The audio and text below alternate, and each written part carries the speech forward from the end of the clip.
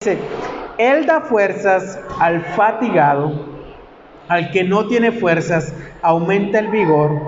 Aún los mancebos se fatigan y se cansan, y los jóvenes tropiezan y vacilan.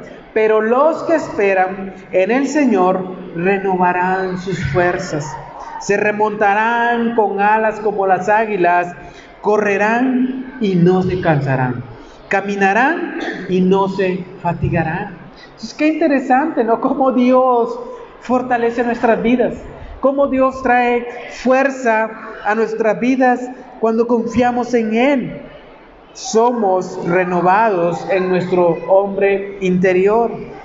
Entonces, hermanos, ¿es esta la oración nuestra día a día?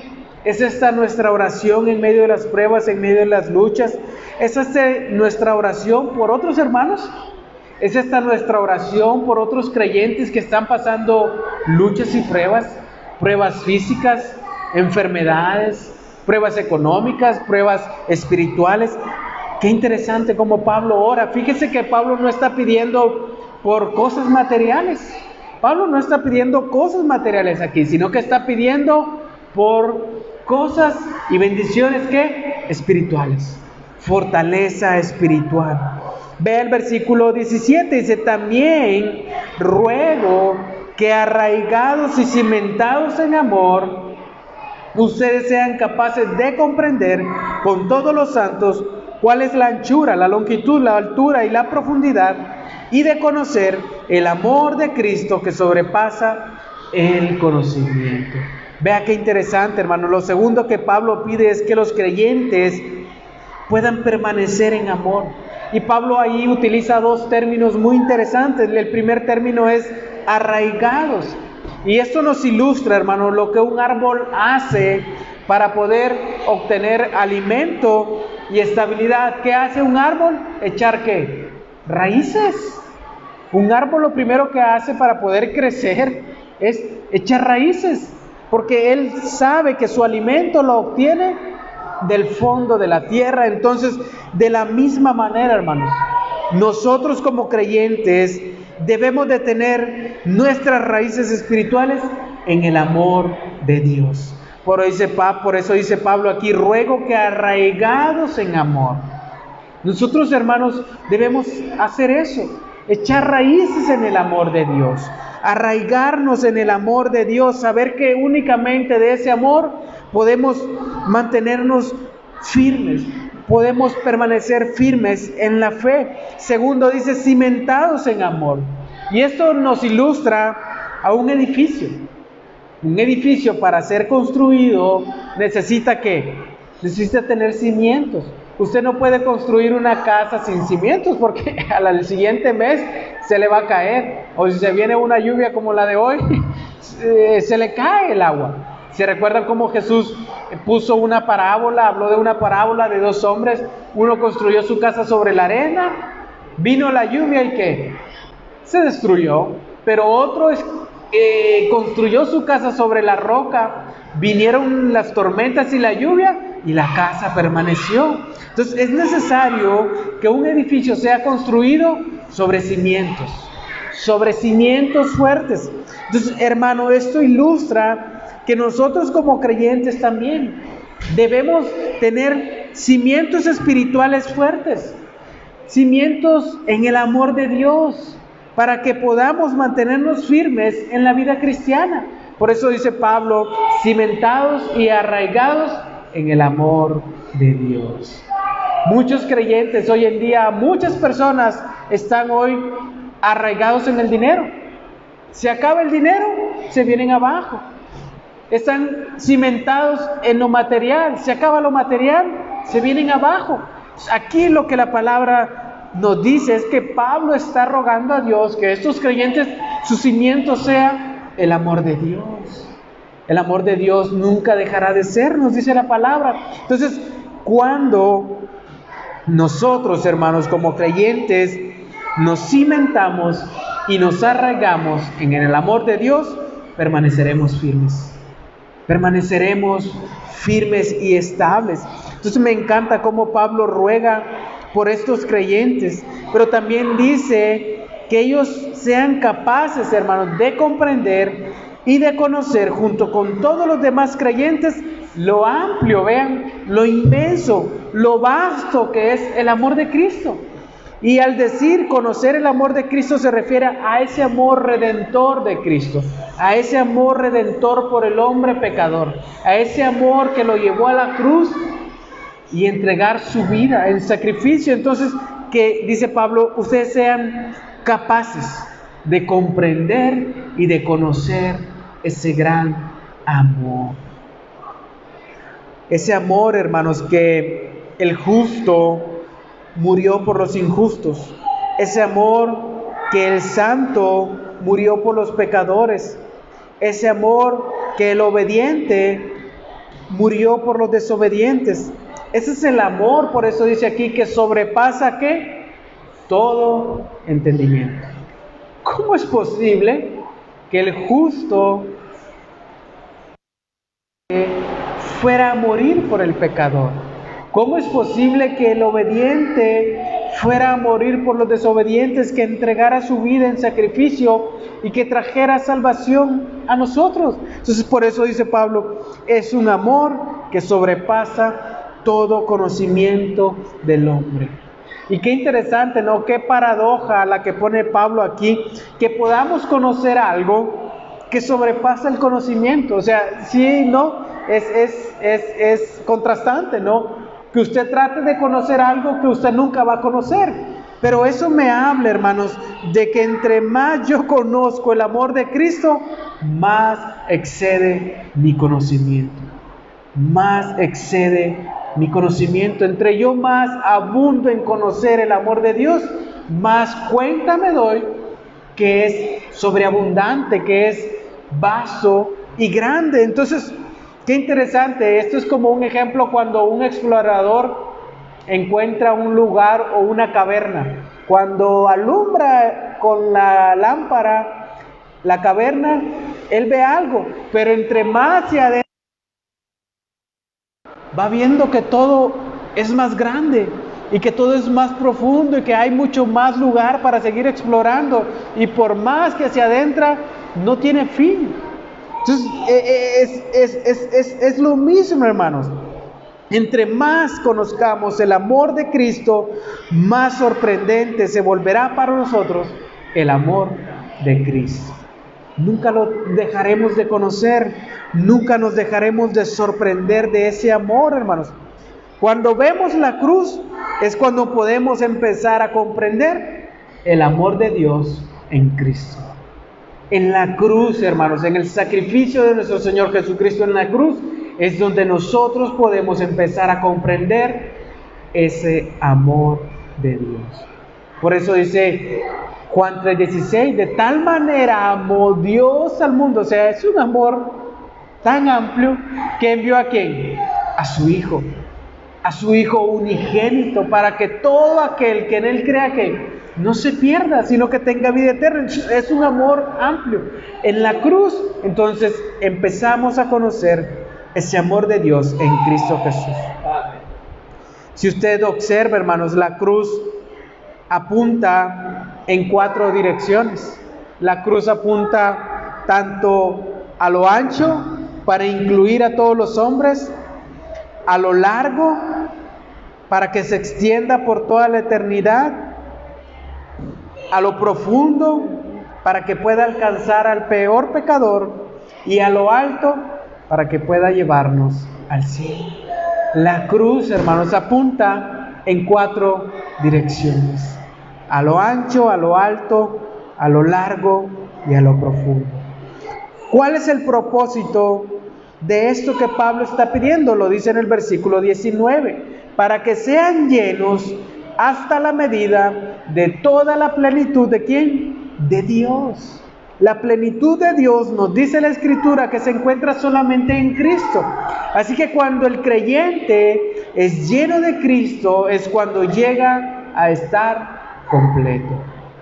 Cuando nosotros, hermanos, nos llenamos de Cristo, es cuando entonces nosotros somos completos. Colosenses 2:9 dice: porque toda la plenitud de la deidad reside corporalmente en Cristo. Y ustedes, vea lo que dice Pablo en Colosenses, han sido completos, han alcanzado la plenitud en Cristo. Entonces, cuando nosotros estamos en Cristo, alcanzamos esa plenitud que Dios desea, hermanos. Es por lo tanto que Pablo está rogando, por eso Pablo está orando por estos creyentes, que ellos puedan estar completos en Cristo, que Cristo habite en sus corazones, que Cristo pueda estar en sus corazones para que ellos puedan estar completos. Qué interesante esta oración, ¿no? ¿Cuántas veces nosotros oramos por el hermanito tal, por el fulano de tal, por el pastor, por el líder, para que Cristo habite en su corazón? Para que Cristo habite en el corazón del líder que predica, para que no me predique cualquier cosa. Para que Cristo more en su corazón y que este hombre se mantenga fiel a la palabra de Dios. Para que mi hermano o mi hermana pueda mantenerse fiel en el camino de la vida cristiana. Entonces, cuando nosotros oramos para que Cristo habite en los corazones de los creyentes, estamos orando por esto, para que sean llenos hasta la medida de la plenitud de Dios. Note, hermanos, y observe por lo que Pablo está orando. No está orando nuevamente por cosas materiales. No está orando por casas, carros, aviones, como hoy en día en muchas iglesias hacen ese énfasis en cosas materiales, sino más bien Pablo está orando por cosas espirituales, por fortaleza, por comprensión, por conocer el amor de Dios, y que de esa manera ellos sean llenos de la plenitud de Dios, que es Cristo mismo. Observe en estos corazones lo que hay en el corazón de Pablo, lo que movía a Pablo a orar por estos creyentes. Observe el deseo de Pablo para que estos creyentes puedan ser llenos de Cristo. Entonces, una pregunta que podemos hacernos hoy en esta tarde es: ¿de qué deseamos llenar nuestras vidas? ¿De qué deseamos llenar nuestros corazones? ¿Deseamos llenarlos de Cristo? ¿Deseamos llenarlos de las bendiciones espirituales que Él nos pueda dar? Y que esto nos lleve a vivir una vida espiritual en fortaleza, en el poder por el Espíritu Santo. Entonces me muestra, hermanos, que esta puede ser nuestra oración. Esta puede ser nuestra oración día a día, que seamos llenos de Cristo. Ahora Pablo, al contemplar todo esto, al orar por los creyentes, ahora Pablo explota en una alabanza a Dios. Versículo 20, vea lo que dice: y a aquel que es poderoso para hacer todo mucho más abundante de lo que pedimos o entendemos, según el poder que obra en nosotros, a Él sea la gloria en la iglesia y en Cristo Jesús por todas las generaciones, por los siglos de los siglos. Amén. Pablo nos está diciendo que Dios es tan poderoso que puede hacer todo lo que pedimos mucho más abundante. Pero Pablo dice, y a aquel, refiriéndose a Dios, dice que es poderoso. ¿Cuán poderoso es? Aquí lo dice, puede hacer todo mucho más abundante. Todo lo que pedimos, mucho más abundante. Todo lo que entendemos, mucho más abundante. Ese es el poder de Dios, hermanos. Esas son las riquezas de Dios. Por eso Pablo dice, conforme a las riquezas de Dios. Yo vengo en oración, dice Pablo, conforme a las riquezas de Dios. A pedir conforme a las riquezas de Dios. Porque sé que Dios puede hacer las cosas mucho más abundantes. Puede darnos las cosas que le pedimos en abundancia, porque Él es rico en recursos espirituales. Qué verdad tan emocionante, hermanos, la que el apóstol nos da como creyentes, que podemos hacer estas peticiones a Dios y que Dios responderá de una manera sobreabundante, de una manera que no podemos entender. ¿Cuántas oraciones nuestras han sido respondidas que no hemos entendido ni por qué? ¿Cuántas oraciones nuestras han sido respondidas en la voluntad de Dios que no supimos ni cómo ni por qué? Porque Dios es tan abundante, tan poderoso para hacer todo mucho más abundante de lo que entendemos o pedimos. Por eso Pablo dice aquí, nada es imposible para Dios. Por eso, hermanos, nunca podemos pedir demasiado, porque Dios es abundante en gracia y en misericordia.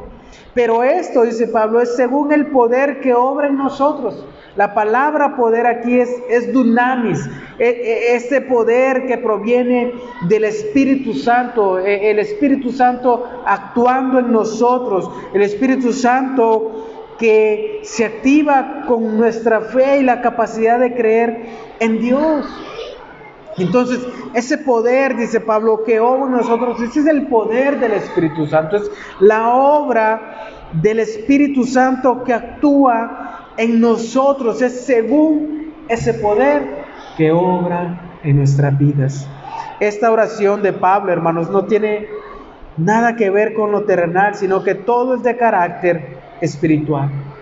Y Pablo nos ha venido expresando a lo largo de estos 3 capítulos esa gran misericordia de Dios, esa gran bondad de Dios, hechas efectivas en Jesucristo.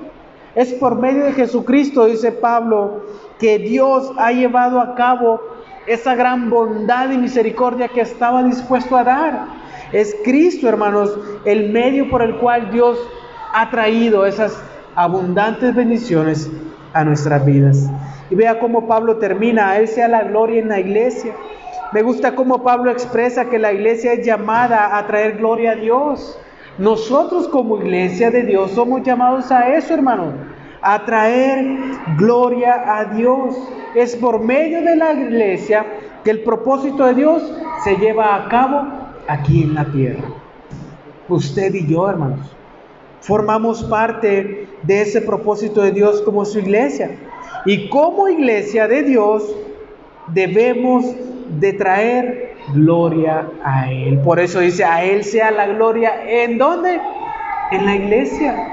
Y en la iglesia se refiere a los creyentes, no al edificio, sino a los creyentes. Como creyentes, entonces, hermanos, debemos de dar gloria y honra a Dios en todo lo que hacemos, en todo lo que hagamos, gloria y honra a Él. Si la iglesia vive en unidad, en armonía, en paz y santidad, Dios va a ser glorificado. Dios va a ser glorificado. Es por eso que Pablo, hermanos, pide que Cristo sea el Señor en la vida de los creyentes y que conozcan de su amor para manifestarlos a los demás y a todos los demás aspectos de su vida.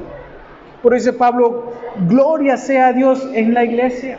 Cuando nosotros como iglesia mantenemos esa unidad, esa armonía, esa santidad, Dios será glorificado. Pero ¿qué pasa cuando aquellas iglesias pierden de vista eso? No hay unidad, no hay armonía, no hay santidad. ¿Qué dicen los incrédulos? Miren, para ser como esos, mejor ni soy cristiano. Para vivir como viven esos, mejor ni voy a la iglesia, mejor me quedo aquí tomando cerveza o haciendo todo lo demás. ¿Por qué? Porque traemos deshonra al Señor. Pero cuando vivimos para la gloria de Dios, hermanos, reflejaremos eso a los demás, al mundo, y el mundo creerá en el Evangelio. Entonces la iglesia, hermanos, tiene esa labor de traer gloria a Dios, de glorificar a Dios. Pero también nos dice que a Dios sea la gloria en Cristo, ¿qué?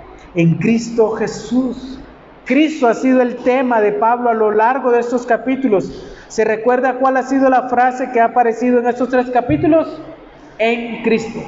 En Cristo. Si usted lee esos 3 capítulos, usted va a ver esa frase que se repite a lo largo de estos 3 capítulos. En Cristo. En Cristo. Entonces, Cristo, hermanos, es también el tema de Pablo. Y es por medio de Él que Dios recibe gloria. Es por medio de Cristo que Dios llevó a cabo su propósito de traer salvación y redención. Por eso Jesús dijo, yo no vengo a hacer mi voluntad, sino la voluntad de aquel que me envió, a traer gloria y honra a Él. Entonces vea cómo Cristo, hermanos, trae gloria a Dios. Ese fue el propósito de Jesús al venir a este mundo, llevar gloria a Dios. ¿Cuánto tiempo debe recibir gloria a Dios? Dice, por todas las generaciones, por los siglos de los siglos. Esto fue lo mismo que escribieron Pedro y Judas en sus cartas. Pedro dice, a Él sea la gloria ahora y hasta el día de la eternidad. Amén. Judas dice, al único Dios, nuestro Salvador, por medio de Jesucristo nuestro Señor, sea la gloria, majestad, dominio y autoridad, antes de todo el tiempo, ahora y por los siglos. Amén.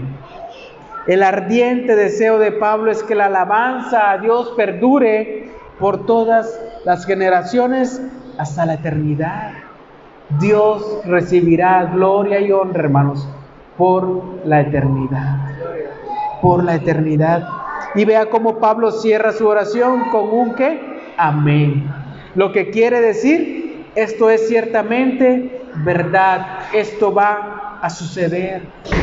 Entonces, hermanos, en estos capítulos 4 y 6 que vamos a estudiar más adelante, ahora vamos a entrar en la sección práctica de la carta, en donde vamos a estudiar los detalles de cómo podemos vivir la vida transformada. A partir del capítulo 4 vamos a entrar en esa sección ahora práctica de la carta. Entonces, hermanos, como conclusión, este pasaje es una guía de cómo podemos orar como creyentes, de cómo podemos como creyentes orar por otros, orar por mí mismo, orar por mi familia, orar por mis hijos, orar por otros creyentes. Que el Señor traiga fortaleza, que el Señor traiga comprensión, conocimiento de su amor, de manera que Cristo habite en nuestros corazones. Amén. ¿Qué les parece si nos ponemos de pie, oramos y le damos gracias a Dios por este tiempo? Vamos también a tomar la cena del Señor. Y es un momento, hermanos, donde podemos meditar en el sacrificio de nuestro Señor Jesucristo y darle gracias por esa obra llevada a cabo en la cruz. ¿Qué les parece si nos ponemos de pie? Amén. Gracias, Señor, te damos por este tiempo donde hemos podido estudiar tu palabra, Señor. Gracias por esta oportunidad que nos da, Señor. Y gracias